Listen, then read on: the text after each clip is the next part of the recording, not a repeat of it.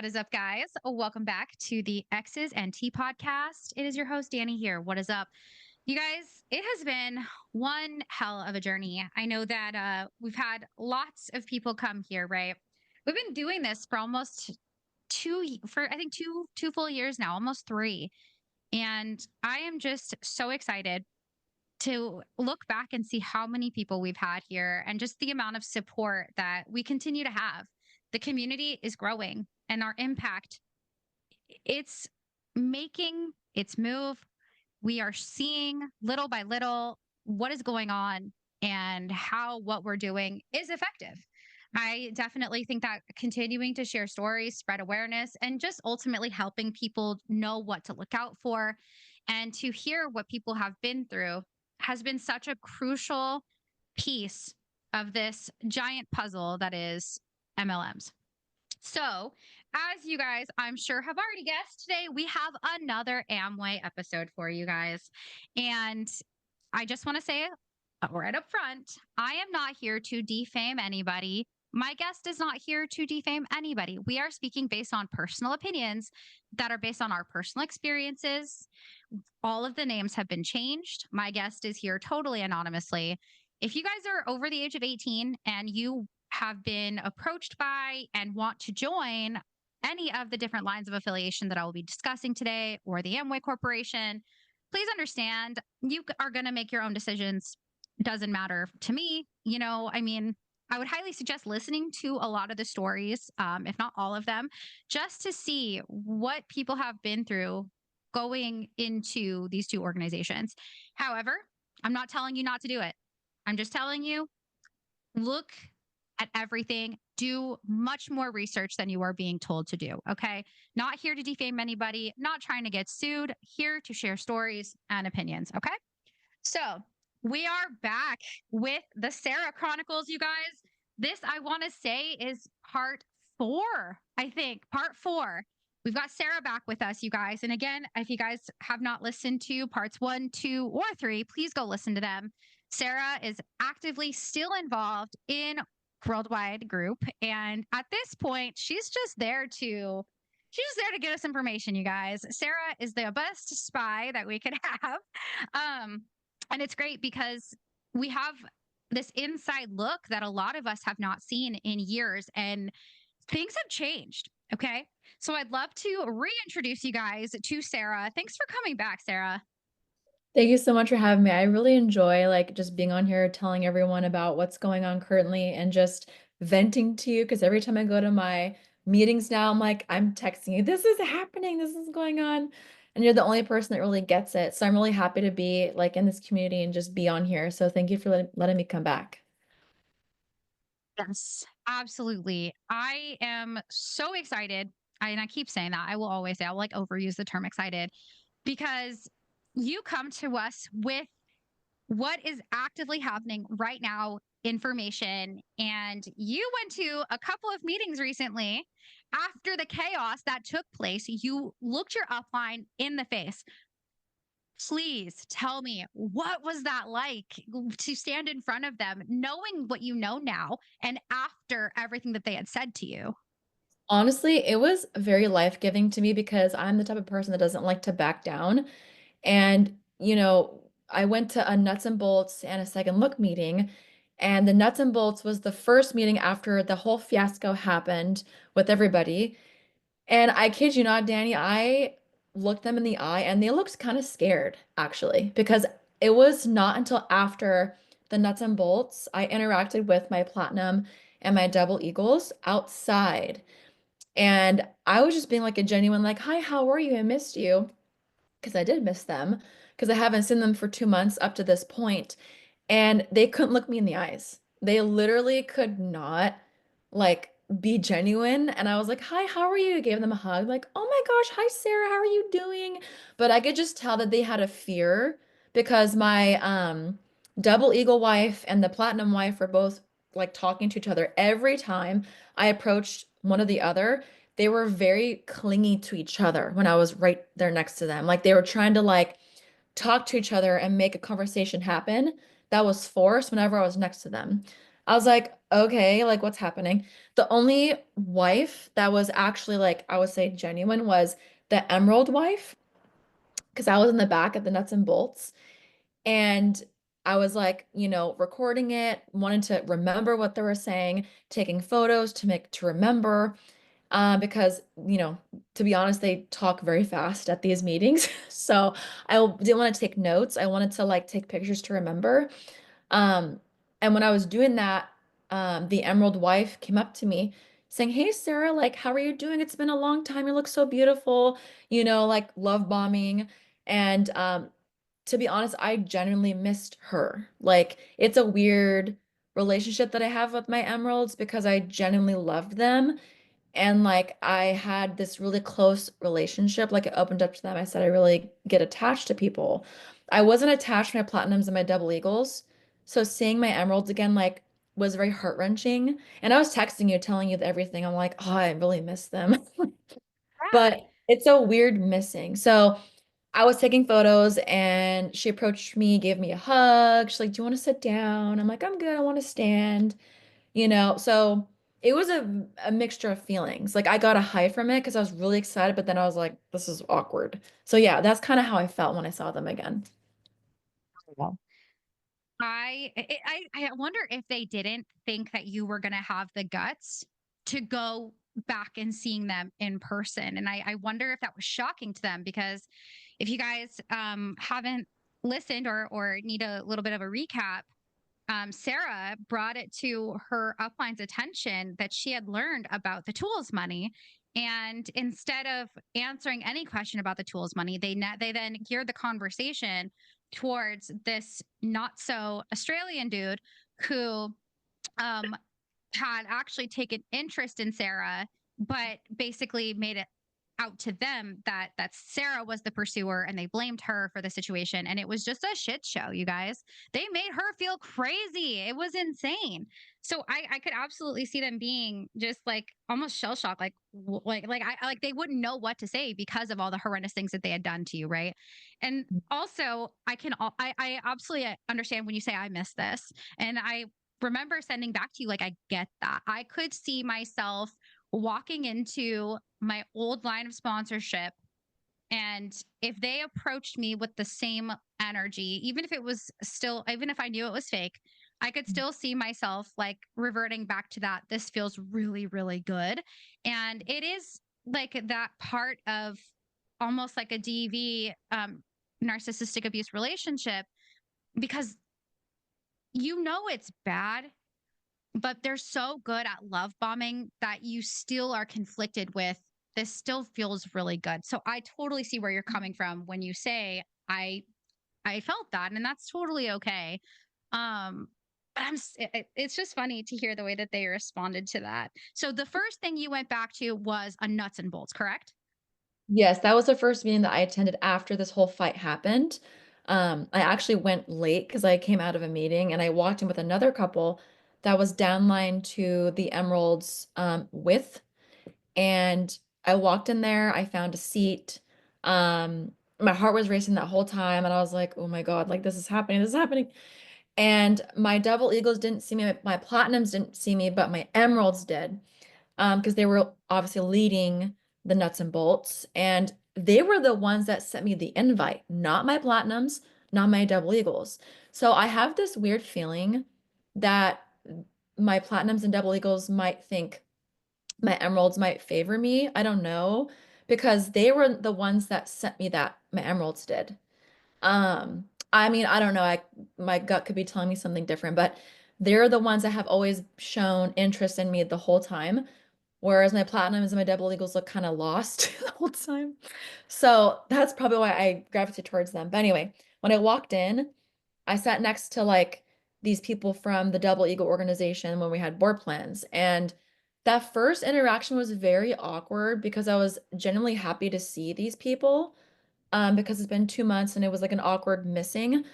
But one of the downline from my Double Eagles, said hi to.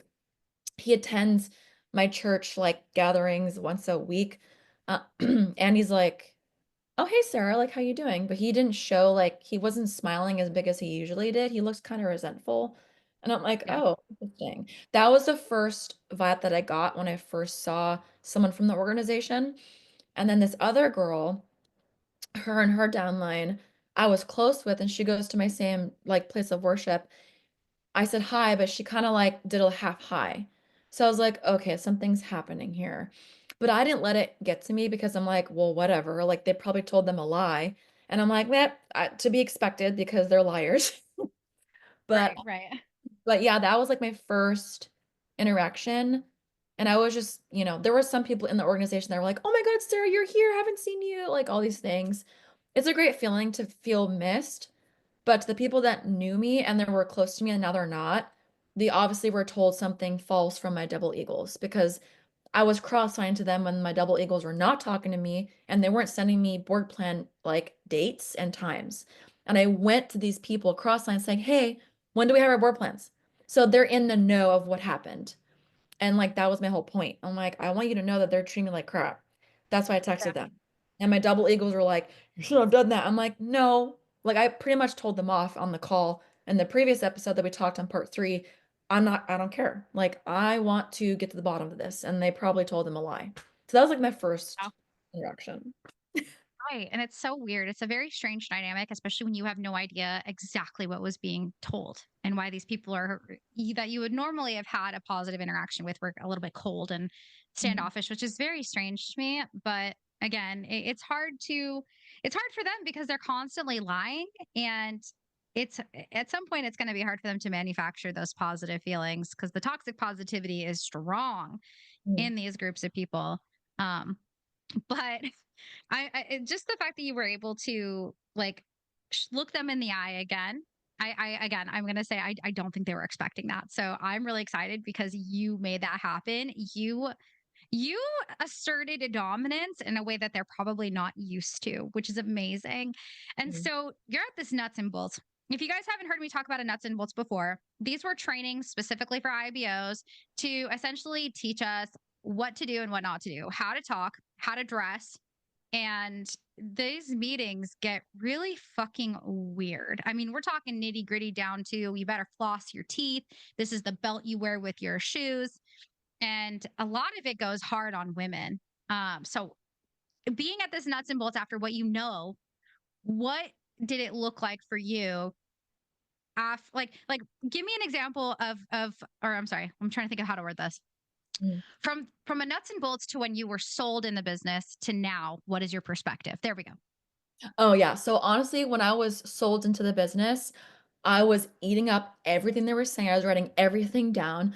I was, doing the call and response because at the nuts and bolts, they were like saying, "Yeah, guys." And they was like, "Yeah," cheering them on, clapping, all these things to make them know that you were listening. I was so sold last year and I was eating it up. But now, when I went to the nuts and bolts recently, I wanted to throw up. I felt disgusted. Like, all these people in this room, Danny, were so I felt so bad for them because they were doing, like, all the call and responses. They were laughing at every joke that my emeralds were saying, and there was so much misogynistic comments about the cardinal rules and what to wear, what not to do, what not to say, as well as, like, kind of making people feel inadequate for not doing core and the bare minimum. They make you feel stupid. And I I don't know how many times I rolled my eyes in that meeting. It was just sickening, but to see everybody just kind of leaning over in their seat and listening to what these emeralds were saying, and me standing in the back, I was the only person standing in that meeting, and the emerald wife saw that, and she's probably like, something's different about, Sarah because I know more now, so they're treating me differently." But that's kinda how I reacted when I walked in, knowing these people are plugged into the matrix, like, they're in the matrix, which is funny because they reverse it whenever you first get in. "Oh, you're unplugging from your job, like, just over broke, and you're plugging into freedom." But in reality, you're plugging into bondage with Amway, and they like to reverse psychology it, and you're brainwashed to the T to make them feel higher above you, and therefore they make you feel bad. It just oh, you saw the text. I was texting you the whole time. I'm like, "I wanna throw up. I wanna leave." Anyway, but that's kinda how I felt. I was just disgusted. Yeah. I Yeah, mean, when you're sold into it, you're not focused on those things. You're yeah, focused on the energy, getting out the positives. What am I going to learn here? I'm going to get all the wisdom. I need to learn this stuff. And then when your eyes are open, you start to look back and you're like, oh, that was fucked up. Because yeah, the nuts and bolts, like you said, a lot of it's misogynistic. They go over the cardinal rules that they quite frankly don't give a fuck about. right. And a lot of the times, they have so much more emphasis on how women look than they do the men. And Mhm, in those meetings too, I don't know if this was your experience in any of your nuts and bolts, but dear God, I remember in the nuts and bolts, like when we had when our, before they were diamonds, right? They would say, you need to laugh at every single joke that the club owner says. You don't have a choice. Laugh. I oh, don't care if you've heard the joke many times, you need to laugh. Anybody else who were watching do the plan that was in our line of sponsorship, right? Like it's like they're teaching you how to be robots in these meetings specifically. I mean, there's there's some bad meetings, but a nuts and bolts is pretty bad. I would say council sessions one-on-ones are really bad. That's mhm. where you're going to find some of them, like the worst shit that they're going to say to you. It's going to be to you by yourself. And then you get into a nuts and bolts. Those, in my opinion, are the two worst spaces where they start to show who they really are. Yeah. So what are some things that you took away from the nuts and bolts with your new perspective, right? So you're talking about the misogyny. What were they saying about the way that you are supposed to dress as a woman in comparison to men? Yeah, so I know the Emerald wife was talking about, the cardinal rule is to not mess with your spouse.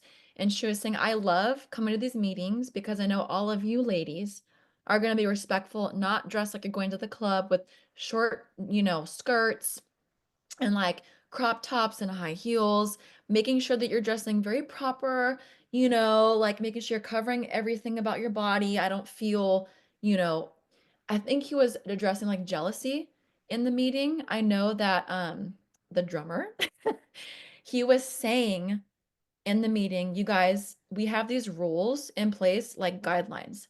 They're not to control you, it's to help you stay focused and to address how the women have to act and make their husbands a god to them is the emerald husband was saying lead your wife the way that you would want to lead your family. If your wife is not here, that's on you. They were blaming the men because a lot of people that I saw at the incentives, the wives, they were not at this nuts and bolts. I'm really shocked at how many wives were not there. So that was the difference that I saw. And he was blaming the husbands for not leading the household. Like, oh, if your wife isn't with you right now, what does it say about you as a man? What does it say to you as a leader in this business? You need to show your wife, if you want respect from your wife, you need to attend to every single meeting. You have to be core every single day. And if you're not, and she's not respecting you, then what are you doing? Which, in my mind, that's bullcrap because this business doesn't work unless you really work hard and you do what's necessary and you fool as many people as you need to get into the business, which crumbles over time. They blame you for not doing what you need to do, which I find very sad because people do believe this. They feel like their confidence and their self-esteem is connected to this business. Their manliness is connected to this business, which I'll bring up the Australian. He is so I just listened to a kid about it. He was saying, you know what? I took away from this nuts and bolts how I need to be as a man, like how I'm going to lead my wife, how I'm going to be provide for my family, how I'm going to, become a man with being core, even talking about porn, like the Emerald wife was saying, don't look at porn, be core, and you need to lead your wife away from that. Like be distracted with core, which in my mind, okay, if someone's dealing with porn, they need like marriage therapy or something is lacking in their minds. Like there is things to do to solve that. It's not being core. That's they just want you to feel like this business is end all, cure all, and it just makes me disgusted when they said those things. So, to answer your question, they made you feel inadequate and lacking unless you're being core and dressing appropriately and following everything they tell you. So that's kind of what I took away from that. Really gross. Wow. Yeah. So one thing that caught my attention that I wanted to ask was, and obviously it's a speculation type of question, but so Mhm. your woman, the emerald wife, she says, I'm comfortable being here because I know everybody here is going to dress appropriately and be respectful. Nothing screams insecurity more than caring about how other people dress. Yep. And I didn't realize that until after leaving the business because what about everywhere else? Is she just insecure anytime she goes to the grocery store or contacts people? Because no one's dressing the way that she wants them to out in public.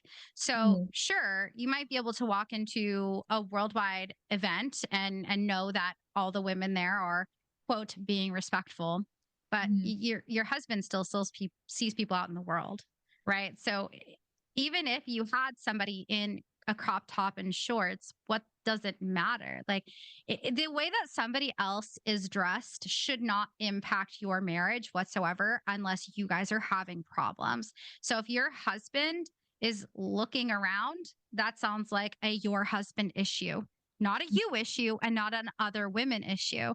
That's something that I feel like it took me a long time to realize that, but it also took being in a secure relationship to feel that way. Like, Mhm. I've never once felt insecure with my now fiance the way that I did with my ex-partner. Like we could be at like a pool and you could have women dressed in bikinis or whatever and I know that he's not going to look at them at all. In fact, it might just be like, a matter of, oh, these people are just really nice if we end up talking to people or whatever. There's not going to be any form of jealousy from me because he's not going to make me feel that way. And a lot of these husbands in worldwide do make their wives feel that way. In fact, we've had this conversation a number of times where I feel like, especially with your emerald wife, and even with the platinum wife, who I also believe was the same way, where they Yeah. both acted the way that they did with this guy, the Australian guy, and his attraction to you, and Mhm. them being so protective all of a sudden. I feel like it's because you are conventionally attractive and she's really jealous. You know what I mean? Even though that's not like her person, right? There's still this aspect of insecurity within herself and she's projecting. And then there's this aspect of you're not controlling your wife enough if she's not here. Like, what? When I heard that, I wanted to throw up. It's like, no, the wife is not here because the man is not a good leader. Maybe the wife is not there because she's waking up to the bull crap. Or she's Maybe, yeah. yeah, or because she's a mom, because all these people in this organization have a lot of kids. This one girl in the organization, she's been trying to get pregnant and she's finally pregnant. So it's like I can see why a lot of the wives wouldn't be there because they have to take care of their family, but to blame the man to be like, "You're not a man because your wife's not there," I'm sorry.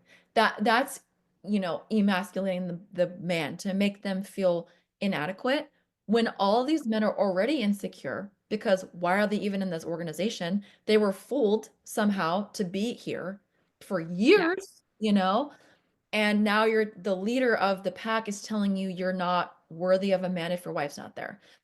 That is I'm sorry, but that's emotional abuse right there because you're Yeah. tricking these people to stay. And, it just made me feel sick. Another thing that my Emerald, the drummer said was, oh my God, this infuriated me. So he likes to call out the Australian in a lot of meetings for whatever reason. He's like their golden boy. And he was saying that he had to go back to Australia because his grandfather was sick or something. I don't remember, but they were saying, okay, like he wants to go on this trip. Not because he wants to get away and like have a vacation, but it's a family situation. He had to tell the Emeralds, I need to go to Australia for my grandfather. Okay. And they're telling him and this whole nuts and bolts organization right now, okay, we coached up with the Australian guy and we're telling him to build with and book meetings before you leave. So when you come back, you can hit the ground running. Um, and to me, that is sick because, okay, first of all, whatever's happening with this family, he is probably mourning, he's sad, and he needs to go out of the country to be with his family. And your upline, who's supposedly going to help you be successful, is telling you, you know what, go on this trip, but make sure you come back and hit the ground running with the business because that's how you're going to stay as a man. It's like, okay, excuse me, that is my family. I need to go be with them. And you're telling me that I can't leave until I build with? Like, I that made me pissed off. And like it just I hope he wakes up too. I think he is, because my Emerald drummer did address another thing that he said was whenever he's coaching people, he's having them tell them his why. Why are you in this business? I want to go on this trip. Oh, do you think going on this trip is going to bring you to your goals? Do you think it's going to pull you closer to what you want or pull you away? And make sure if you're going on this trip, have a game plan. It's like, ugh, I'm 30. Okay. Are you my parents? Like, no, you're not. You're my age and you're telling me what to do? Like, no. I'm sorry, but no. That was making me feel sick. So, yeah. Wow. Well, and there's so much wrong with all of that, right? I have already asserted, if you guys haven't listened to previous episodes, I think this Australian dude is like fucking creepy and I think he's a weirdo. Um, but I do think it's really sad that one, he's got something going on.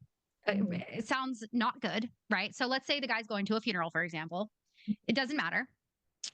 His upline says it doesn't matter what's going on with your family. You need to focus on this business. And even if you're in mourning, like let's say that's what's going on, obviously, it could be any number of things, but that's just like a really extreme thing that's going on in your family. And this is a very real example, you guys. I mean, how many people have we had on here talk about you guys remember Andrea? Andrea talked about the fact that she had to go to a funeral and was told to prospect at the funeral. So obviously we know that they're capable of saying anything. So this Australian dude now has to go deal with whatever family issues he has, and he can't even fully think about what's going on. He has to think about the business, and then when he comes back, he doesn't have any time to debrief from whatever it was. He has to just hit the ground running, no breaks, no nothing. Another piece of it that does make me sad for him is that this stuff is getting outed in front of everybody. Now, they want you to believe that if they're using you as an example like that, it is because it is an honor. You're the first person that they think about. You're the first person that comes to mind with these examples, and you are the example, but it's a lot of pressure.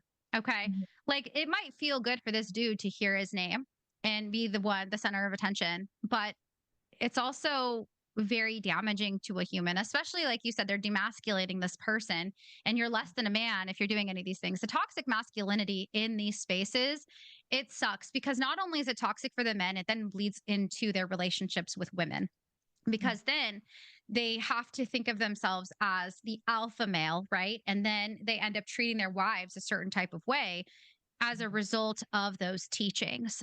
So it is impactful in a negative way to both parties. So I do feel for this guy in hearing all of these things. I mean, Mhm. and that's only two things that you mentioned from this nuts and bolts that we know goes over everything. Yes, I really do feel for him. Like, at the end of the day, like, I don't know if they're gonna all listen to this over time. Like, you never know, but if they are, if they will in the future, I definitely feel for them. Like, I really do because they've been brainwashed for 5+ years or even 10. And if they eventually get out, like, good for you, but there is an identity shift that you have to like pull away from. I know you were mentioning about like ex-IBOs. I love how they addressed you have to grieve who you were before because you become such an ambot to the T. And then when you finally walk away, you have to debrief your identity and relearn who you are. And man, I'm just glad that I learned in a year. And I wasn't in it for 5 years. Um, I know I will mention piggybacking off of that statement, your identity. The Emerald drummer did bring this up in Nuts and Bolts, and that really caught my attention, which I felt bad for these people again that are still plugged in. He was addressing a lot of the leaders in their organization. He said, even our leaders are starting to doubt. They are saying to themselves, what if I put in more width, get attached to these people, and they leave? And then he blamed their leader, saying, if they leave, it's on you. Like, are you plugging them into all the board plans? Are you encouraging them to come to second looks? Are you encouraging them to go to the board plans? Like, what does it say about you? And maybe you shouldn't even worry about them if they're leaving and quitting. Don't even worry about them. Just cut them off. So, it doesn't really give people closure, really, to cut off communication with your upline, and then all of a sudden you have to cut off your relationship with your downline. So it's like you're removing yourself from this big organization, this group of people, and you're alone, you're isolated. He did bring up, the only thing that you can control is getting a job just over broke, and these are gold handcuffs because that's all you can control. So I think when my Emerald said that, that was a cry for crap. My organization is waking up. Everyone's discouraged. I need to make them feel like don't care about the people that are leaving you because they're leaving your side and it's a testament to your leadership. So it's a double whammy. Like you lost a friendship and you're also losing a part of you. And that's what really made me sad because this couple that was close to this Australian, I haven't seen them at all. Like I haven't seen them at the Nuts and Bolts. I didn't see them at the second look meeting that I went to. They're gone. And they were close to him. They were the ones that were encouraging him to even talk to me at this incentive. Like they were very much like, oh, talk to Sarah, talk to Sarah, you know? And now after that whole fight, I have a feeling the Australian confided in them. This is just my speculation. I don't know if this happened, but this is what I'm thinking. Maybe he confided in them and that's why they're gone. I don't know. But I don't know. It just makes me sad to even witness anything like that happening from anybody else. Like when you lose a downline, you lose a part of you and all that work and you get discouraged. And then they tell you, oh, that's on you. Like you're the problem, not the business. That's, oh my God. That's what my Emerald said. You're the problem, not the business. The business works. No. Where's the working though? Like where's the evidence that it works is what I want to know because that's not true. No, it's the Like tools. and that's the thing, they want to make you the problem when in all reality, we know the business is the problem. This Yeah. business does not work. If you look around, how many platinums are you seeing? Right? Mhm. The thing is that there's not very many. In fact, I was talking to a couple recently who actually was there. They were the very first couple that I have spoken to this entire time who were not only downline who were downline from my diamonds. So the very first people I've ever talked to, they didn't want to come on and they want to stay anonymous, which is really cool. But this couple that they were talking about, I remember this couple. I remember talking to the wife in this couple where they went eagle super fast. They went double eagle fast. They made it to platinum very quickly. Okay. It crumbled and they left the business.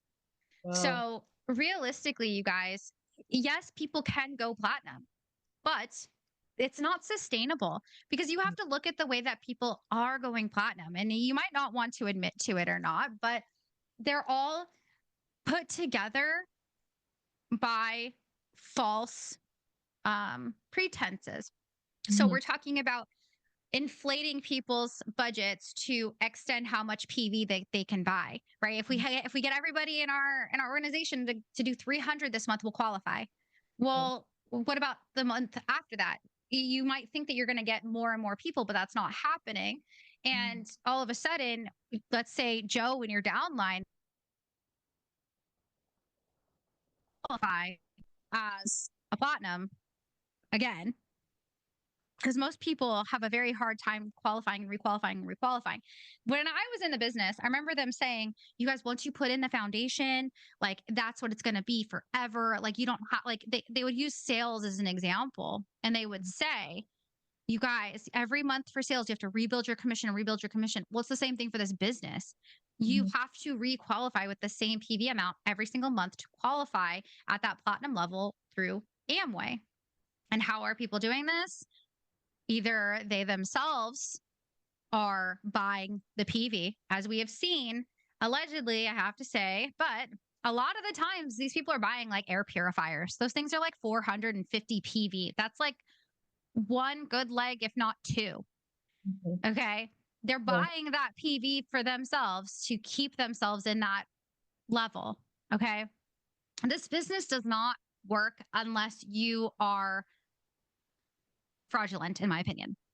Like mhm, it's just not anything. So this business is not designed to work, but it has to be your fault. You're the problem. Do they still teach A, B, C, D? A is where you start, like the A is the process. B is you're just getting started, sharing the message and being core. We want you to stay at B for a while, is what they say. And the real growth happens from C to D, right? mhm. That's the ruby to diamond period of time.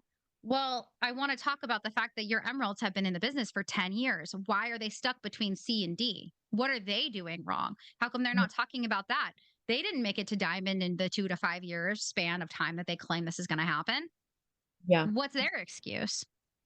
exactly. Honestly, Danny, their whole organization is based off of people that they've adopted. So they have put in with, but the people that they have in their downline is also people that were abandoned by an upland that quit. So a lot of their organization isn't them putting in with, it's all people that they have adopted from other organizations. Like my platinum, I don't want to say the last name because it gives it away. They were adopted by another upland that they had that was in the Goodwills organization, and they adopted them. Um, the Australian was adopted from another platinum that left. So that's their fourth or fifth leg. I think they have three qualified legs to make them almost go diamond, and the other like two, I think, are going platinum, but they were adopted. They were adopted legs. So even then, it shows that it's not sustainable unless you're given legs or even buy legs, like you're saying about requalifying with buying the water filtration system, which is 300 or $1,300, even air purifiers. Like, I believe that, And yes, to answer your question about ABCD, yes, at an org open with my diamonds, who are the fitness instructors, um, they were talking about the ABCD when my parents were in the process. They were signed up already and my emeralds were taking them through the process. They did the ABCD. I think I sent you the screenshot of that. So yeah, they still do that. They actually at the nuts and bolts, they drew an ABCD, but it was in a diagram. And to put it simply, it's so annoying. If you look into an XY axis like you do in math, which I don't use anymore, the x-axis is competence and the y-axis is confidence. And the higher confidence that you get and the more competence you gain, this like a whole like, roller coaster of emotions and things that you learn. So the first peak that you find, if you're high on the y-axis but you don't have competence, you're the peak of Mount Stupid. That's what my emerald husband said. And I was like, okay. So you're in the business, you're really excited. You don't really know anything about the business, but you're pretty much stupid. Then you realize, oh my gosh, like this business takes work, and then you lose your confidence and you're gaining more competence, which is the Valley of Despair, which he used at an incentive when he became Emerald with his wife. He was in the Valley of Despair. Then you go uphill, which is between A, B. You're now going to C. There's like, okay, you have more confidence, you have more competence, you have the hill of hope. Like, okay, I'm back on track. I know what to expect with the business. I need to just keep working. And then the more competence you've gained, you're now in, I think, D quadrant. You have more confidence, you have more competence. Now you're in the land of purpose and dreams, which they encourage you to dream big. Like, oh, I'm going to get this car, I'm going to get this house, I'm going to da da da, whatever. Materialism at its finest. Um, that's where you are in the D quadrant. You're very informed about the business, how it works. You have a lot of confidence because you were in that valley of despair when you either lost downline or you were going through a hardship, and now you have more competence in the business. But a lot of people stay there. Like they're staying in this, I have purpose now, I know what to expect, but you're in the business for 10 plus years when your upline told you you're going to be in there for 5. Why are you not a diamond yet? You tell, and he even said it at the nuts and bolts. Remove your timeline, remove it. Like, remove how long you're going to be there. Just build your team, and you need to grow and be core every single day. Remove when you're going to go diamond. Just continue to be core and build your width. That is exactly what he said. And I think my double eagle said it plainly as well. He said, width is, oh God, stability. Oh, dang it, I forgot what he said. But he said width is stability, and then depth is, dang it, I forgot. But it's, oh my, durability or something. I don't know. Makes sense. Yeah, so that's what they encourage. But it makes you feel stupid if you don't stay. They make you feel dumb. So, So you're stupid when you first start because you're ignorant, is what they claim. You don't know what this business is about.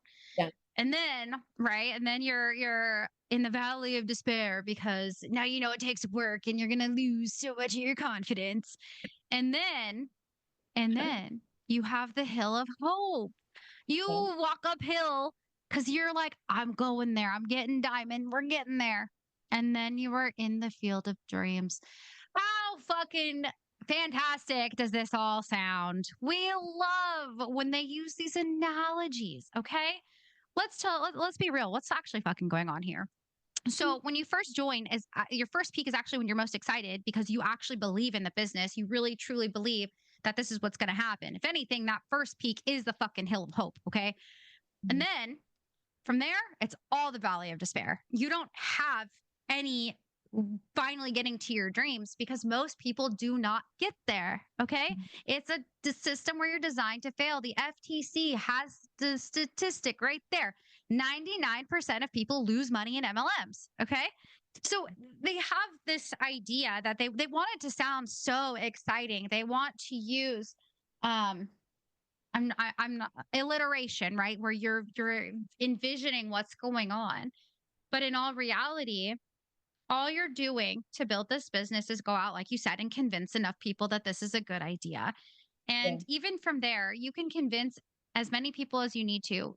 You can't make it to these levels, in my humble opinion, organically without throwing something together that's not sustainable, like buying the PV Yeah. or having your downline buy the PV for you. Like there's just nothing about what they're saying that is true. But again, they want to make it seem magical and mystical and like it's a real thing. Oh my God. That's Yeah. insane to me. But I've been there, the Valley of Despair. They talk about it over and over again. And what's funny is I remember telling you that I've heard that term before, and you're like, what? Because you hadn't really gotten to know a lot of my story yet and really understanding that these things have been recycled over and over and over again. They're just regurgitating what they've continued to hear from their own upline and in the old audios. And I think I even played you a little bit of a recording that I had from a huddle after Yeah. function. You're like, oh my gosh, that could have been said by my upline. And that was Yeah. in 2019, I think. And yeah, it's the same shit, different day. But again, they're trying to tell you what you need to do. And so I'm guessing in this nuts and bolts as well, they're talking a lot about core, right? Change or remain employed. You got to follow the 10 steps of core. If you're not listening to your audio or your book every day, you're not winning. You are failing. And I remember you telling me too that everybody just looked so defeated. Did they look even more defeated after the meeting was over? Honestly, yeah, like, when I walked in there, I was surprised at everyone's face, like, for whatever reason, I don't know if it was because, like, it's a new year and there was, everything that happened in LA, I don't know, because all these people live closer to Irvine, so they could have been directly impacted, or a lot of people are leaving because the first Nuts and Bolts that I went to last year, it was a packed house. Like, we had to put chairs in the back. Like, it was full, And this Nuts and Bolts, it got dramatically smaller. And I'm like, okay, even all the wives weren't there. So yeah, like everyone that I saw, you know, excluding the people that were like kind of like shady with me, I, was like, oh my God, nice to see you, all these things. Like, oh my God. But when we sat down, everyone just looked kind of like defeated, sad, like if you could describe a person with 5 o'clock shadow, everyone had that. Like their face, everybody had that. And when my Emerald, the drummer, he was making all these jokes, everybody was kind of like half laughing. Like they were laughing, but they were very, like it was dry. Like if I could give an example, it's like uh SpongeBob when he was in the tea at the tea drum or something like that, and he didn't have water. He was like, Sandy. Ah, He yeah, he was- was at the tree dome. Yes, I need yes. water. I don't need it. I I'm don't in the need it. SpongeBob era right now, so I've seen that episode probably like 3 times this week. Literally, like that is, if I could give an analogy or an example, that is exactly how everybody looked. Everybody in that room looked like SpongeBob at the door, dried up with his flowers and his hand fell off because he was so dry. And That's he was, hilarious. yeah, if I could describe that, that's how everybody looked. So that just nuts and bolts really revealed this business is not sustainable. Everybody is struggling really bad. And they even addressed it. Like, I know the Emerald wife addressed it. Like, you guys, I know everything's crazy in the world right now, but you know what? Being core is going to help you be distracted. Being core is going to keep you on track with your goals and not get distracted with what's going on in the world. Like, stay plugged into your upline, stay encouraging your downline. Core is going to help you with your what's it called, your attitude. I think she was saying, I wrote it in my notes, have positive affirmations every single day. Like keep that negativity out of your mouth. Be positive even with their oh my God, she even said, like, if you're having a fight with your family or if there's anything that's negatively happening in your family, like, build the business, just go out and make it fun for your family, make it fun for your husband or wife. Um, and I think she did say, like, you know what, if you're having a fight, like, don't like say we have to go out. Or she was basically encouraging, try to distract yourself with core so you're not gonna go into the valley of despair in your mind. So you don't think about the life outside of this business. Don't be distracted by the chaos and just stay core. So in a way, this is your therapy. Being core is your therapy. But in reality, it's making it worse. It's, Yeah, I hate that so fucking much. You're oh, having problems in your marriage. You guys are fighting probably because of the fucking business. yeah, Go out and just keep building it, you guys. Just build it. Just build it. It's bullshit. It like that's the stuff that they used to tell my old upline Jess, who is now divorced from my ex upline Robert, who's a piece of fucking shit. Like that's yeah, what they would tell her. Oh, it's fine. Just keep building your business. Meanwhile, she's being abused at home. Like yeah. that's not a solution. You guys have no idea. If you guys are listening, you guys have no fucking clue how actually harmful the advice that you guys are giving really is. I mean, it's already bad enough that they counsel couples. The woman goes to her woman upline. The husband goes to the man upline, and they are supposed to counsel with them, and then they bring them both together, and that's how they have a conversation. And they tell women all the time, do not complain to your husbands. Your husband's had a rough day, he's out building the business. Like, you save that for your female upline, right? And I hate to use, like, the females, save it for your lady upline. It's a fucking crazy, because at some point these couples are strangers to each other, so of course they're fighting. And they also, I don't know if they still teach this, and you can tell me if they do, But I remember for the crown guy, he would say, "You got the wife," and then of course all the other upline would regurgitate this, but they'd say the husband goes this way for work, the wife goes this way for work, and they are just going apart their own separate ways. She gets dressed and looks really good for work, and then she comes home and takes it all off for you, right? That's the examples that the fucking crown guy would say all the time. And Mhm. it's like, my guy, okay, respectfully, if that's the way that our marriage is working, it sounds to me like the couple is just having some fucking issues that they need to work out. This Mhm. business will fucking drive you apart from your spouse more than any job ever will. Because if you're with the right person, you are supporting each other in your careers. And quite frankly, sometimes you just need to come home and fucking take all your makeup off and wear some fucking sweatpants. And you're actually spending that quality time. They want to talk about the five love languages, right?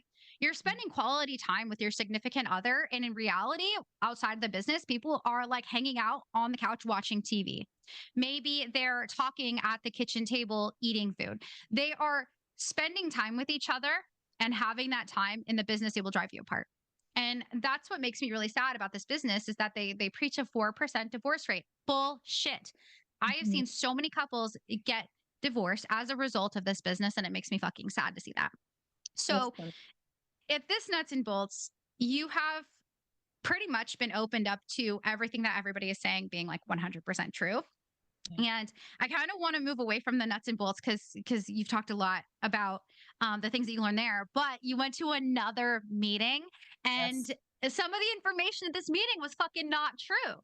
So, okay, tell me more about this other meeting you went to. Okay. So I went to this SLM. That was just this Tuesday. Actually. Jeez. Yeah, so it's just this Tuesday. I, haven't renewed my Amway license yet because, I'm broke because I have a job, right? Um, and I knew that they weren't gonna let me in unless I brought cash with me. So I talked to the platinum that is in the my emeralds downline. And I said, hey, like, I'm so sorry. Like I talked to Amway and I renewed it, but it's not reflecting into my account yet. Can I just pay you cash to get in? And they said, sure, we'll let it slide for this time. Just write your name on here. Or they did it themselves. They wrote my name and my IBO number, and I gave them cash to go inside, which by the way is $22 every single time that you go into these SLM meetings. And if you have a guest, your guest is complimentary, that's free. But since you're an IBO, you have to pay for it. And I was like, okay, I can't believe we got away with that. So I walked in and again, I just felt very like sick to my stomach to even be in that room, but I'm like, okay, I have to be here. Um, I saw my Emerald, the drummer, in there when I first got in. I was like, oh my God.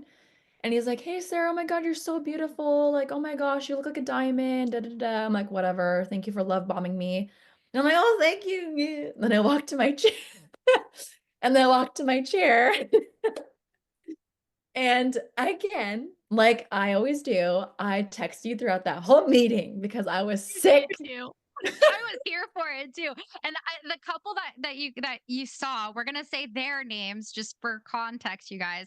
She was there to see David and Jamie Felber, except for Jamie was not there. Does that reflect on how he's leading his household? Because his wife wasn't there. If you guys have Mhm. not heard his wife speak, she has a baby voice. Like she sounds like a toddler. Her voice just irritated the fuck out of me. She might be like the nicest person ever, but like her voice fucking sucked. But if she's an Amway Diamond, I don't know, probably not nice. Anyway, the reason why I talk about this couple is because they're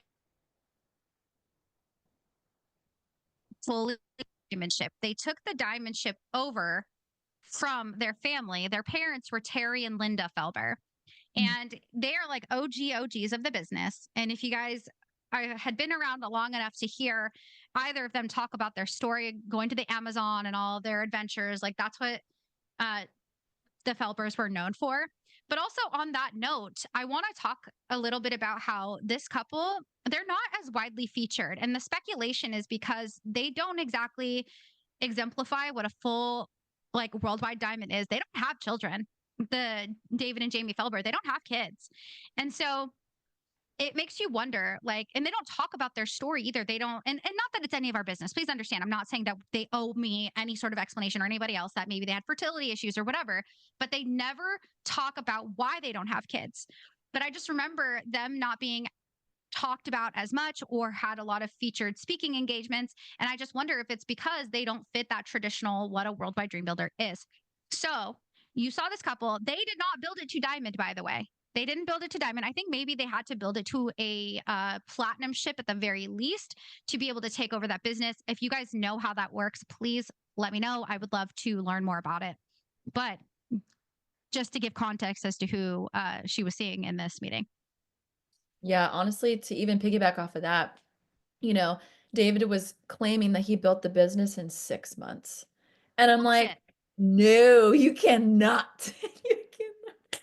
It's like if my emeralds, like, are emeralds after 11 years in the business and they're not diamonds yet, like, what makes you say that you're, you know, 6 months in and you can build the business into a diamond ship that quick? I'm sorry, but no. Either you got there illegally, committed fraud, or you inherited the business, which they did, because in his story on stage, he was saying that he has been in the business for his whole legacy, including his parents, for 50, I would say 50, 60 years. 50, 60 years, yeah. He was saying, my legacy from my parents till me and my wife, 60 years of being in the business, and everyone was like, oh my God. It's like, you, like, no. Um, yeah, he definitely was lying like 90% of the time. And to also address that percentage about divorce rate, they actually say it's less. I think David was saying, "Oh, our divorce rate's less than 1% in worldwide." Excuse me. Let me tell you guys that's not true. In fact, I would say it's probably higher than 4% for sure. 4% was what they used to tell us. Yep. But I would imagine that with less people, wouldn't that mean the percentage goes up and not down? So like if you have less people and you still have the same amount of people getting divorced, I don't know. The math doesn't math to me, but I'm also not good at math. So I could be wrong. Mhm. Yeah, when you said that, I was like, "Oh, they say less." But to kind of address what was happening after that, I sat down in my chair. I sit in the same spot every single time.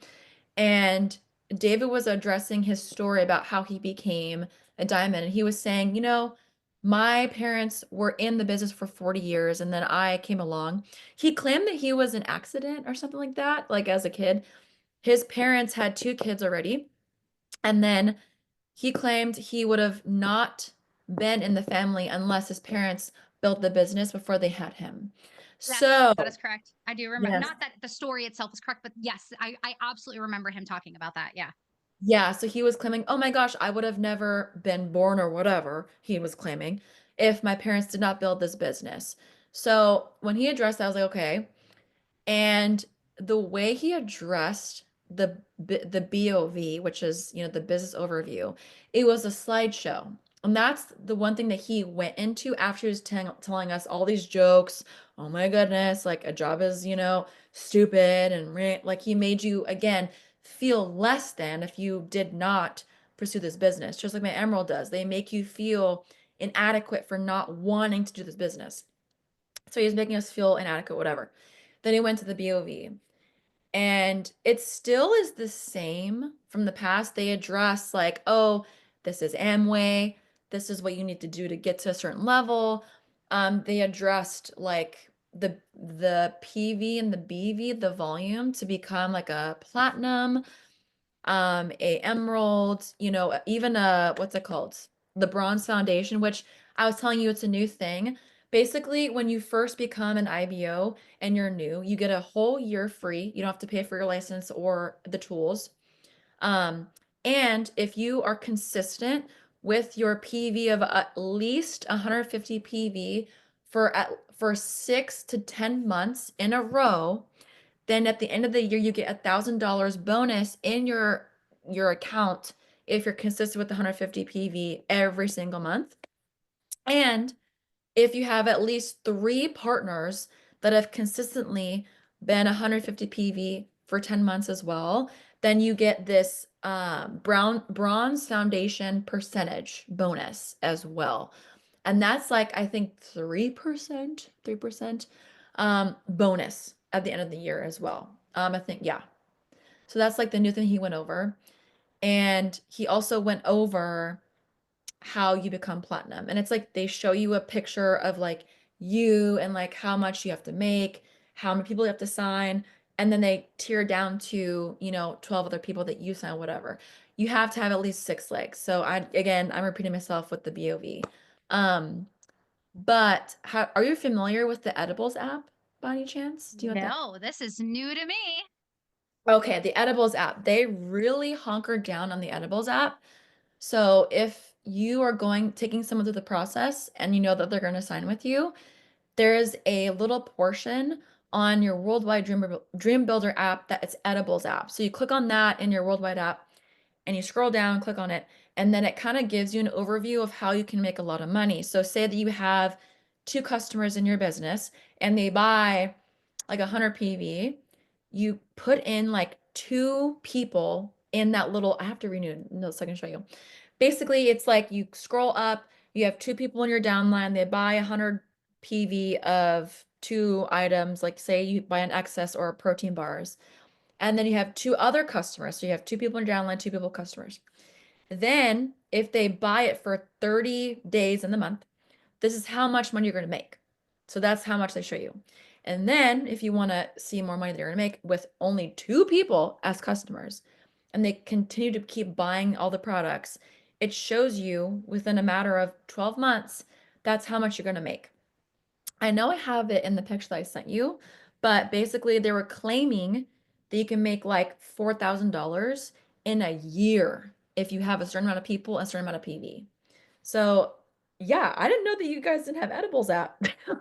No, that's new. Holy shit. Wow. Oh my God. That's Okay. weird. Yes. I have it in my pictures that I took. Yeah, and I sent it to you as well, but let's see here. Yeah. So there's an annual bonus of 40% if you become Platinum 7500 PV. Your total monthly earnings that they claim that you make is 3,300 a month. And then annual earnings is $40,000 if you're a platinum, which I think is bullcrap. So is Because this an Amway specific app or a worldwide app? this is a Amway IBO compensation plan BOV. So it's both worldwide and Amway. It's combined because they Weird. work with each other. Because Amway and Worldwide are partnering with each other to make this happen. Um, let's see. You are the BOV. It says your bonus volume is $900 and then your point volume is 300. And it says if you have one, two, three, four, five, 6 people in your downline, and then they sponsor 6, and then you sponsor another 6, and they're all doing at least 150 PV per month. That's every month. You have 600 bonus volume, your VCS, and then 10%, that's 560. All these numbers. Anyway, but that's kind of what they went over in the second look meeting for all the guests to like help them understand. But David was really pressing on the edibles app for people that are new, which I was like, well, they're trying to make it really focused on the products themselves because if they tell people about the tools business, everyone will leave. So we're trying to make sure, hey, you're gonna make a lot of money from all the products if you have at least two customers that buy an excess and a protein bar for 30 days in a month. And that's consecutive for the whole year. So that's kind of how they Hold on. Hold on. What? Hold on. Whoa, pause. Reverse. You're going to be profitable if you have two customers. One's going to buy excess and one's going to buy the bars for a span of 30 days. And you're going to be profitable. if You it's for guys, a whole year. Yeah. for an entire year. No, the fuck you're not. You want to know why they're not going to be profitable, you guys? Because we're gonna pull up the fancy Amway website. Okay. We are gonna go to a case of excess. Okay. Excess. Excess. They bring back the protein chips. They still have the protein chips and they also have protein, what's it called? Popcorn. Yeah. The no guilt. I remember my upline. He was like, "You guys, they're guilt free." He thought guilt free meant they didn't have guilt as an ingredient, like they like that it wasn't guilt. Like you're feeling guilty Oh. for eating it. He thought it was an ingredient. I'm like, my guy, it's okay. Okay, so a case of excess. Let me see what the PV amount in that is. Oh, I forgot. I have to sign in. That's annoying. Oh, no. But guess what? I can still log in to my Amway account. Now, it doesn't have, it's not linked to any sort of IBO number or anything. So I can't like ever profit off of it. Um, but I can still log in and see those numbers, which is crazy. Give me 1 second here. Let's log in. All right, guys. So, like I said, we're going to go and we're going to see the PV amount for these items. Hey, oh, buy three, get one free. Registered customers can earn a free qualifying wellness solution.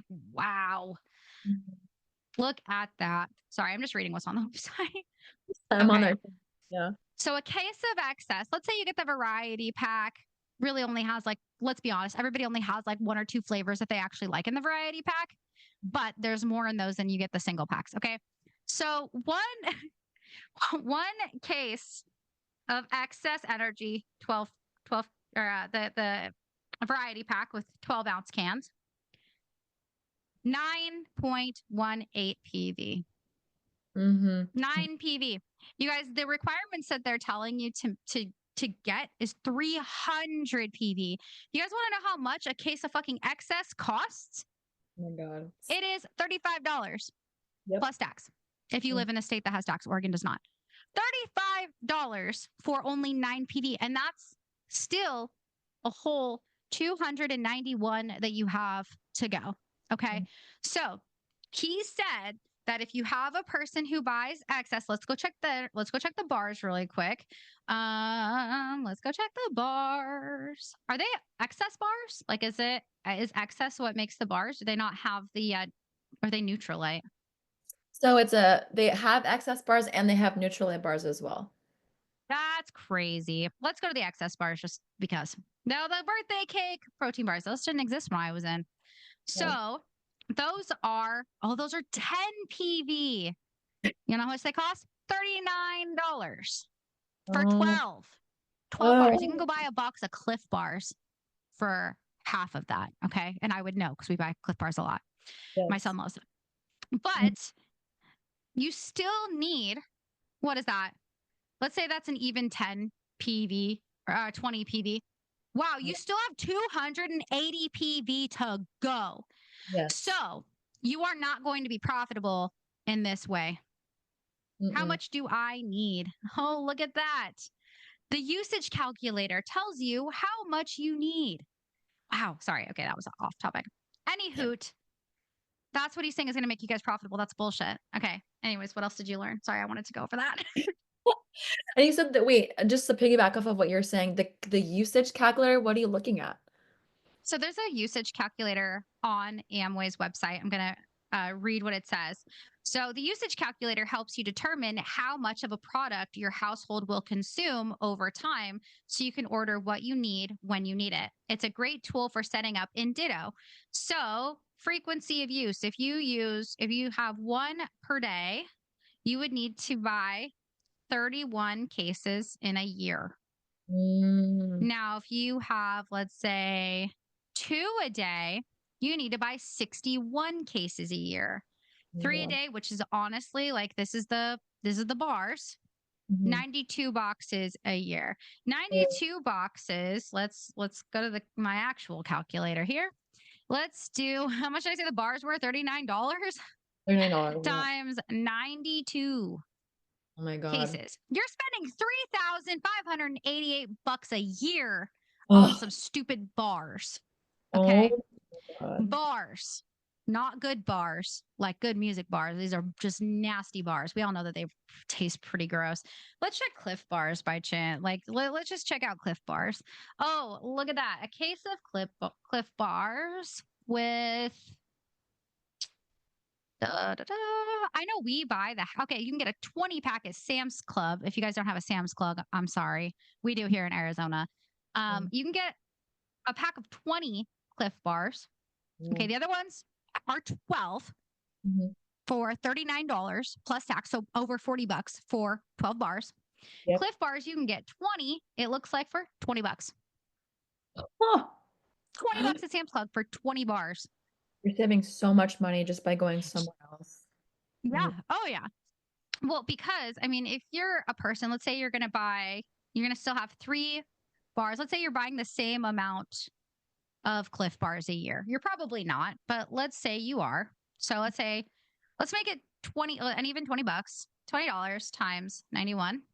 mm. You're only spending $1,820. You're spending literally half than you would if you were buying those Amway bars.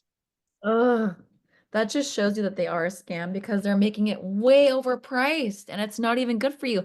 I'm a nutritionist. I have my kinesiology degree and everything in these products has certain ingredients that are not good for your body that actually can spike your blood sugar way too high, can cause diabetes, and can really mess with your metabolism. The when I first got in, I was like, ew, like, well, I'm not gonna buy this. That's why I didn't do a lot of Ditto because everything there was really bad for your body. The only thing that I really liked was the protein that they had that was recently organic. It had no crap in there, like all the excess, literally 90% of the products in Amway has maltodextrin, which is worse than sugar. That can spike your blood sugar, make you, have diabetes sooner, and it hurts your insulin levels. And I'm already prone to diabetes. That's why I'm really healthy. So when I read that, I was like, this is way overpriced with poison. It really grinded my gears when I saw how overpriced it was and how crappy these products were. So, yeah, nobody's going to want to buy excess or those bars every single month if they're going to see no results in their fitness level. Like every time I went to any function, these people didn't look healthy. They claim that they are, but a lot of times, let's say people are just living off their products, they'll either gain a lot of weight or they'll lose a ton of weight because of Mhm. one, how their body is receiving these products. And I mean, I'm sure as a nutritionist, you understand how, well, you know better than me, how, the body will absorb certain things. I mean, everybody's genetic code is so different. So you'll have some people who maybe like me, when I was there, I gained a lot of weight from those products. I hated them, but I Oh, had to show that I loved them and I ate them, whatever. But you'll have other people who are just they're emaciated because all they're eating is Amway products. In fact, unfortunately, I have heard that the diet that people are being put on has caused eating disorders. And it is yes. very sad. When a person realizes for themselves that they have an eating disorder, imagine how bad it gets, you guys. I mean, it is horrendous and very, very sad.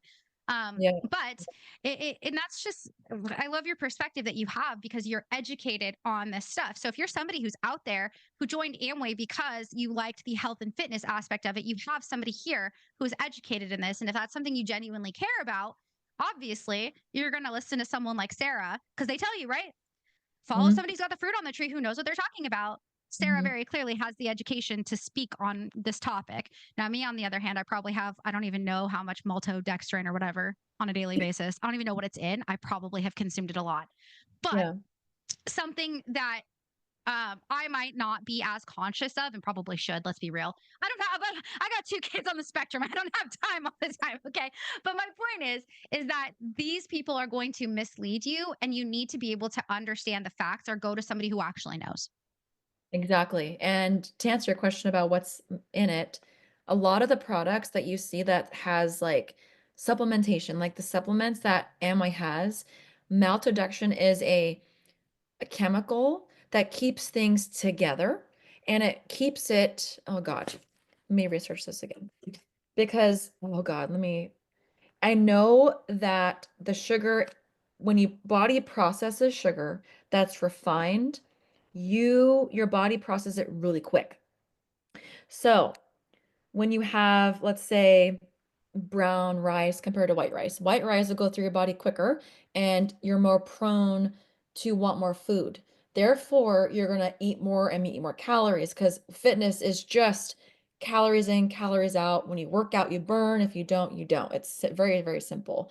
There is no such thing as a bad food. Like I literally have donuts sometimes and I'm like, oh, not guilty. But on the days that I'm super conscious, I'm like, yeah, like I'm gonna eat healthy. But when it comes to things that you put in your body, like maltodextrin, it really messes with you. So when I read that, I was like, no, like I'm sorry, but I cannot put this in my body. And what literally at the nuts and bolts, when I saw the Emerald Wife drinking it and also, the drummer drinking it, I'm sorry, they don't drink that on the regular basis because the drummer, he was very skinny in the very beginning when he was first in. Obviously, he burnt a lot of calories drumming. And he was like a stick. And now they actually looked healthier when they first got in the business. Um, and he is like extremely fit now. He's very jacked. I guarantee you he doesn't drink excess all the time. Because excess, I Wow. have one right in front of me actually of that meeting that I had, which by the way, I'm still in the process with this other girl, but to agree to read off the ingredients. Carbonated water, which is fine. Taurine, citric acid, which is bad for your body. Citric acid is produced when you work out and your muscles are tearing, and that's the acid that's trying to have your muscles grow back together. That's why you feel sore. That's why you feel very like, oh my God, I just worked out. I need a rest. That's the citric acid buildup. Glutamine, malic acid, acesulfame. If you can't pronounce it, it's bad for you. Potassium's okay, caffeine's okay. Caramel color. If anything has to have color in it, obviously it's bad for you. Potassium sorbate, sodium benzoate, all the eights. Sucralose, again, anything with the lose at the end of it is sugar. Vegetable juice, okay. Oh gosh, what's something that? But the one thing that I don't agree with is the asulfame potassium because it's something to keep you addicted to this drink. My dad was the one that admitted to that. These drinks, when you drink one of them, you're going to be addicted because that's what they are made for. They want you to feel dependent on these products so that you keep buying them every single month. And that is exactly what they do. Um, Wow. I'm trying to find the because I That's know, crazy though. yeah, I mouth. do have to say though, I really like that you said that you don't believe that there's a bad food, and we try to Yeah. preach that too in our home, just because obviously you could inadvertently cause an eating disorder with children just by saying those things. So I commend you so much for just saying that. So that way, people out there, if you guys are eating all the eights or the oses, you're good, you're fine. You get to make whatever choice you want. But if you're being conscious of these things, it's okay to look at the labels and say, you know what, I don't want to have this. And when you have somebody who's not educated on these things telling you that these are great for you, when you are yourself are trying to be conscious of these things, they're obviously giving you misinformation. And this is where we have Sarah to come in and give us positive information. But again, if you're out there eating the loses, you're fine. We don't judge you, no You're totally judgment. Like, okay. Yes, just don't eat things you're allergic to. honestly, it's totally okay. Like, yeah, I agree. Like, enjoy your life. You only get one, and if you are health conscious, like, good for you. It's really good, to read the labels. Because again, these people in your upline, they want you to give them your money. So obviously, they're going to want to preach the false tenses about these products are going to help change your life. And oh my goodness, and da da da. It's like, oh, I know why you're trying to sell me and make me feel like these are the amazing things because you're profiting off of me. And in reality, these are not nutritionists, they're not fitness people. Like my Emerald drummer, he doesn't know anything about the body. And he's selling me these products. I'm sorry. But I found the ingredients of maltodextrin is generally used as a thicker or filler to increase the volume of a processed food. It is also a preservative that increases the shelf life of packaged foods which is everything in Amway products. It's inexpensive. Okay. Oh my God, that makes sense. Okay. It's inexpensive and easy to produce, so it's useful for thickening products such as instant puddings, gelatins, sauces, salad dressings. Okay. That So makes sense. Amway claims that they're the high end. They, their soil is like organic. They have hawks to like, do all the things and ladybugs to for whatever the process that makes these pills so amazing. I'm sorry. If you're putting maltodextrin in your products and it says right here it's inexpensive, no, your products are not the high end things. You're putting in a filler so you can just push the product to have people have it and you're going to sell. It's organic. Sure it is, but you're putting poison in there too. So that's what made me wake up to this business because the money is coming from the tools, not the product. The only reason why they're pushing products so heavily is so the FTC doesn't catch the hidden pyramid in this business, which is really the tools, not the products. Right. And it's so, Wow. oh my God. I just remember what David said at the meeting. He said it himself. He's like, you guys, at the end of the day, it's not about the products. It's not about how much you can sell. It's about helping people get free from their jobs and recruiting. Oh my God, it clicked right now as I'm talking. That's what he said. It's about bringing more people in your downline. He totally said that at the meeting. You guys hear that? You guys hear that? Directly Oh, from, what did we say, the horse's mouth. There it yes. is. The recruitment based system. Ugh. He thinks that what he's saying is all good and fine and fancy dancy, but I don't know. Something tells me that that's not how the Amway Corporation really intends for their system to be. I personally think the Amway Corporation is not a good entity. I think that they know exactly what's going on. However, they want to show you on the outside that people are making this money by selling these products. No, the fuck they're not. People are buy. It's a wholesale buying club, essentially what it is, and that's not legal. And in fact, that is against their own terms of services. Not only that, the focus on recruitment is what makes it what you guys a pyramid scheme. Okay. That's insane. But Mhm. again, I'm not surprised. And speaking of the things that David Felber is saying in this meeting specifically, this is the second look meeting. You guys, if you guys were involved in worldwide, maybe before the year 2001 or 2002, the second look meetings were free for us. I Yeah. got some information from somebody else that I talked to who was in more recently, and they said in 2001 or 2021, sorry, 2021, that's when they started charging for the second look meetings. They started charging $10 for the second Mhm. look meeting. So when I was involved, second looks free. Okay, free for you, free for guest. Second look meeting in 2021, $10. How much are they now today, Sarah? $22. Up to $22. mm. $22. For a second look meeting, is that the same price as the rally for each half, 22 for each half? So if you go to a rally and it's all day, you pay to go watch the people speak. And if you go to the second look, you have to pay another $22. It's great. Okay. Wow. So, Oh, yeah, these second look meetings they're just another opportunity to learn from a larger pin level, usually emeralds or diamonds who are the ones doing the second looks. And then you have the rallies, which are the beginning, the top half.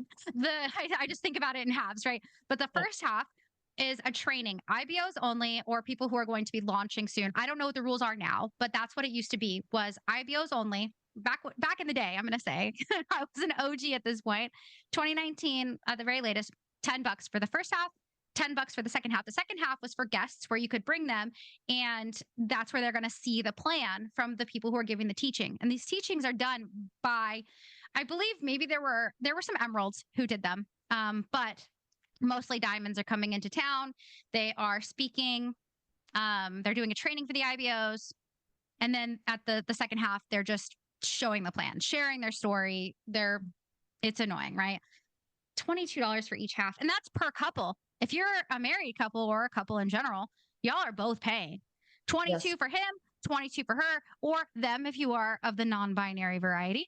You're paying $22 per body. Okay. It's fucking stupid. But that's where the tools money is coming from. And because because there's so much happening, right? They're obviously dwindling in people, and inflation has gone up.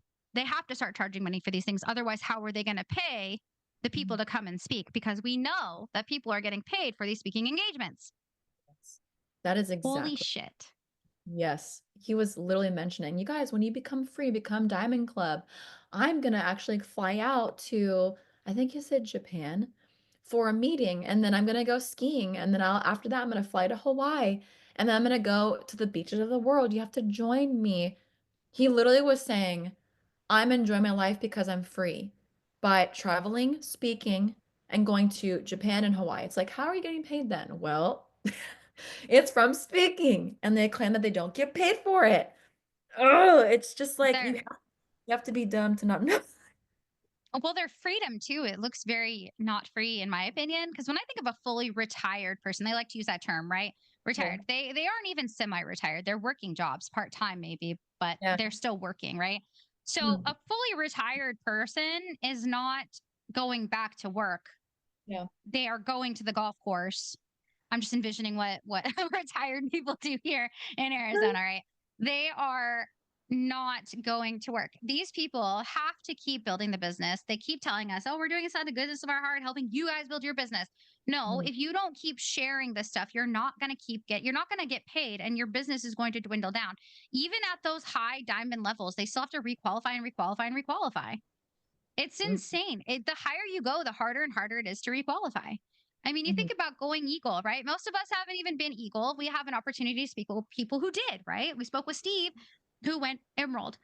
But you Mm. you think about these people who had to keep rebuilding, and yet they still haven't made it to the bare minimum Amway recognition of the platinum level. Most people don't. Yeah. That's insane. Oh Literally, my and god. even piggyback off of that, like to even requalify, you said that a lot of people in Amway have to buy their legs. What David was saying before they became, I think, platinum, his background is real estate. And then or wait, I think it was a lawyer or something like that. He was in law, I think, and then real estate. So they both have really high backgrounds, high pay. I guarantee you their main jobs were paying for them to qualify as diamonds and all these other things because they had the income to do so. Even my emeralds, the drummer's dad has a big business and he makes a lot of money every single year. I guarantee, and also his wife's parents own a lot of properties. So I guarantee you these people are already rich and they're trying to be rich more so and invest their money into Amway to keep requalifying. So someone that's broke that wants more, that isn't rich or whatever, we want to build something for ourselves. So they're preying on people that are already broke. And it's just sad to me that they're preaching you can be rich in this organization if you just build and build and build. It's like, no, it's manufactured, like you're saying. It's like they have to really requalify and rebuy everything, which I wanted to bring up also when David Felber was incentivizing these people who were guests in the second look meeting. You guys, like when you sign with Amway, you get all these partner stores. Oh yeah, And the partner yeah. stores. Ah, And the one thing that David Felber was claiming one of his downline was question the business. But once he saw that Amway partners with Olive Garden, he's like, sign me up. I want to go to Olive Garden for free. And that's what sold the guy to even sign up for Amway, which you sent me a photo that they're not partnered with a lot of these partner stores anymore, right? yeah. God, that's so funny. That's crazy. Yeah. So Amway, back when I was involved, had a large number of partner stores. I mean, you had Home Depot on there, you had Apple, Nike, and they would say, well, if Amway is so bad, why are these stores on there partnering with Amway? If Mhm. you guys go to the Amway website, which I am here, right? You guys, they have maybe only a handful of partner stores left. Okay. Olive Garden is not one of these partner stores. The partner stores that they have are Amway Gear, which is Excess, whatever, that's their own brand. Amway Discount Travel Center, which again is their own company brand. Apple Partner Store, and Wyndham, USI Affinity, which is insurance, and Office Depot. That's it. There are no more partner stores because it says all partner stores. There are six. Oh my God. So Sarah sent me this photo of the presentation that was being given by David Felber, and in the photo, you see the quote discounts that you get from these partner stores. And I Mhm. love that he even said these are partner stores. That's not true. Literally, none of that is true. There are only now four that are not Amway owned that are partner stores. You guys, four. Like, mm-mm. They used They to even have a lot. They don't have those anymore. Yeah. There's like, I would say at least 15 different stores on here. Like they claim that Apple, Samsung, Disneyland, Base Pro Shop, Gap, Petco, Wyndham, Kohl's, JCPenney, Applebee's, Best Buy, Buffalo Wild Wings, Dell, Office Depot, Adidas, Dynamos, HP, Target, Ford, Home Depot, and Olive Garden, and Adidas, more. Like I'm Yeah, no. nope, that's false. That is 1000% false information.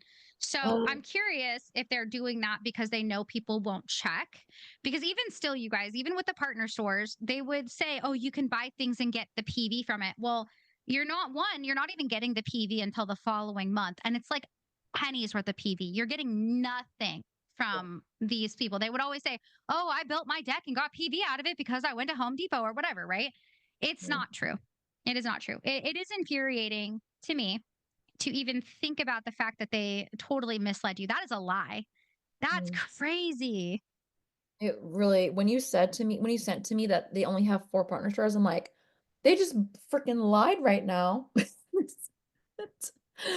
And to even piggyback off of how his presentation went, I'm going through my photos. At the very end, it says this is a simple business. You only have to do four things. We do four things. Use the products, okay, which is only IBOs because the majority of the product, like merchandise, is only coming from IBOs and barely anybody outside of that. Serve customers. He was claiming, when somebody has a problem, just solve it with their products. Plug into worldwide group. So they claim that we have to plug into every function, every meeting. Like that's how you become profitable. And I remembered what my double eagle said. Width is stability, depth is profitability. That's what he said. So plug into worldwide group and attend every function. And then number four, build a team. So when he addressed that whole, this is what we do, he kind of, crossed over the products, but at that point, he was saying, hey, make sure that you build a big team because that's where your profitability is going to come from. So that really like rang my alert, like, okay, it's all about recruiting, not even the products, because the products are filled with maltodextrin in there. They Wow. don't care. They don't care. Ugh. That's insane. He's Wow. I sad. am just I'm not shocked, but at the same time I'm still just like, damn, it's Yep. still going on, you guys. This is insane. We've definitely been going for quite a long time. Oh, I know we're going to learn so much more from you in the coming days. You guys, this is not the last time we will hear from Sarah because she nope. still has more to tell us about the process that she has been in, and we will save that for part 5. Can you guys believe that? Oh my gosh, this is probably the longest series that we've had here. Sarah Oh my God. Chronicles. Oh, I'm so excited. I still have so much to say about Second Look, but I know we've been over time. So, 'cause, anyways, but yeah, I love just telling everyone what's happening, what's really going on today, and how I feel like Amway is crumbling before our very eyes because it's becoming very sad. Absolutely. Wow. Well, thank you so much again, Sarah, for continuing to come back and spread the word for us here and really just doing what the rest of us wish we could do is learning all the information. Yeah. If you guys want to be like Sarah and come and you want to tell a story, it doesn't even have to be MLM related. Please DM me on Instagram at xsnt.podcast or please send me an email at DANI at xsntpodcast.com. You guys can find me on Spotify, Apple Podcasts, everywhere else that podcasts are heard. Thank you so much again, Sarah. We can't wait to hear from you again. I'm so excited to come back and tell you more. Thank you for having me again.